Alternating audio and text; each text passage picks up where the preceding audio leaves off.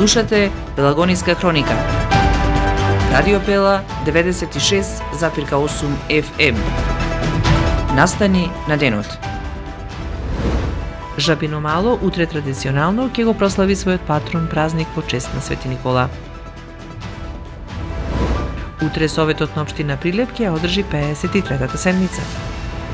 Самостојниот синдикат на новинари и медиумски работници изготви манифест на локални новинари и работници за подобрување на условите за работа. Африканската чума кај дивите свињи ги лови дивите свињи на македонските ловишта. Утре изложба по повод Свети Никола во Марко Цепенков, насловена Благовестие во бои. Најстудено во Берово, најмногу снег на Шапка. Во Прилеп утринската температура изнесуваше -2 степени. Урбан маркетинг. Треба да знаеш во секое време. Со еден клик на radiopela.mk.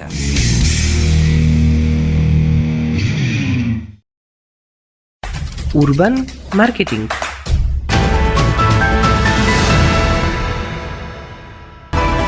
Со вас во студиото со гласовна поддршка Елизабета Филиповска. Прилеп се подготвува за градската слава, која ја слават и одредени населби во градот. Жителите од населбата Жабино мало утре, традиционално, ќе го одбележи христијанскиот празник Свети Никола. Пред параклисот во Жабино мало, кој го носи името на светецот Свети Никола, утре во 12 часот ќе се одржи водоосветување и прережување на празничниот колач, со што ќе се означи празнувањето на големиот христијански празник Свети Никола, заштитник на градот Прилеп и населбата Жабино мало. По тој повод се покануваат сите прилепчани да дојдат на ова прославување, за што ќе има богата постна трпеза. Утре Советот на општина Прилеп ќе ја одржи 53-та седница. На дневен ред ќе се најдат 12 точки. Одлуката за измена на распоредот на средствата на буџетот на општина Прилеп за 2024 година, тримесечниот извештај за финансиското работење на јавното комунално претпријатие Пазари Прилеп од 1 јули до 30 септември, потпишување на анекс на колективен договор за уредување на правата и обврските од работниот однос на вработените во ова претпријатие се дел од точките на седницата на Советот на општина Прилеп.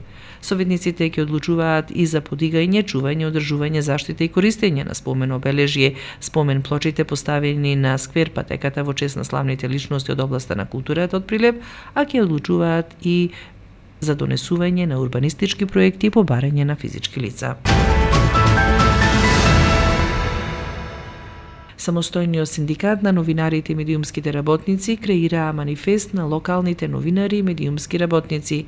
Ова е неопходно како документ со цел подобрување на условите за работа во локалните медиуми. На дневен ред одамна се проблемите на локалните новинари и медиумски работници, па и на медиумите од локалните средини, но сега сметаме дека во последните години ситуацијата е далеку влошена, многу повеќе влошена од претходно, зашто има повеќе причини.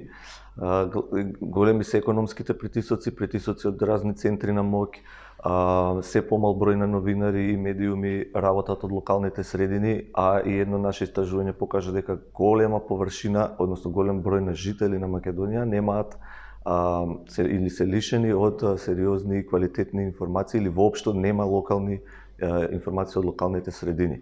Загрижувачка е состојбата со локалното новинарство. Не е тоа проблем само на локалните новинари кои остануваат без работа и имаат лоши услови на работење, туку тоа е и прашање на која загрозила демократијата.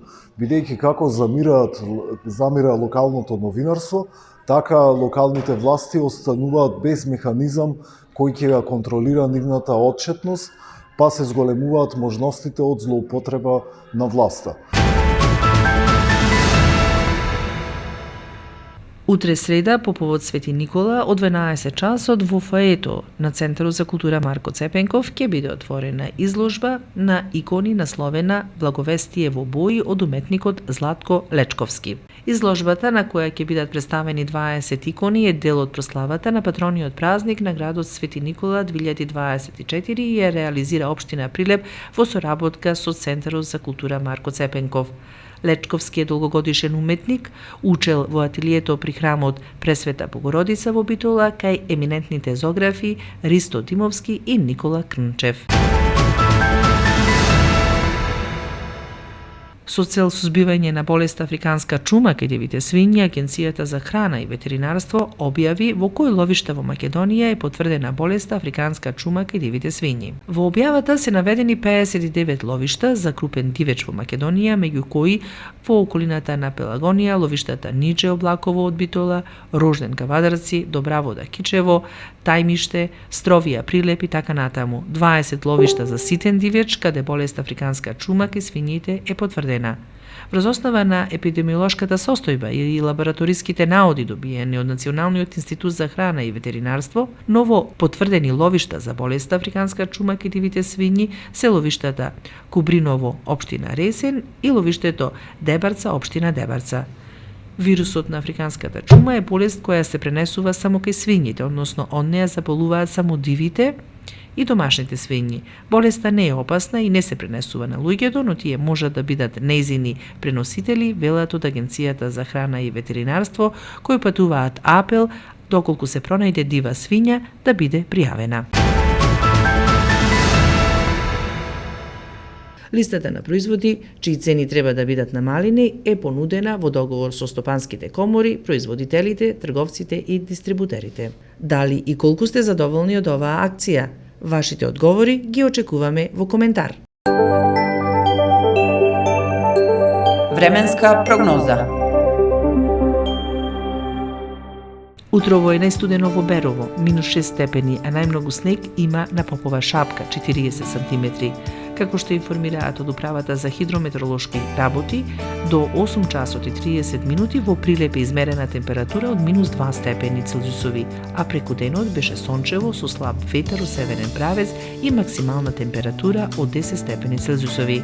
Ако сакате зимски спортови, висината на снежната покривка во Маврови Анови е 26 см, а во Крушево 3 см.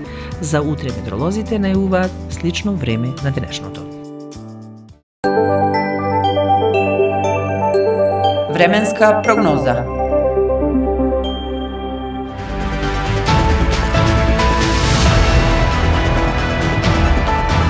Слушавте Пелагониска хроника. Техничко водство Никола Димески, уредник Гордана Цветановска, продукција Радио Пела, декември 2024 година.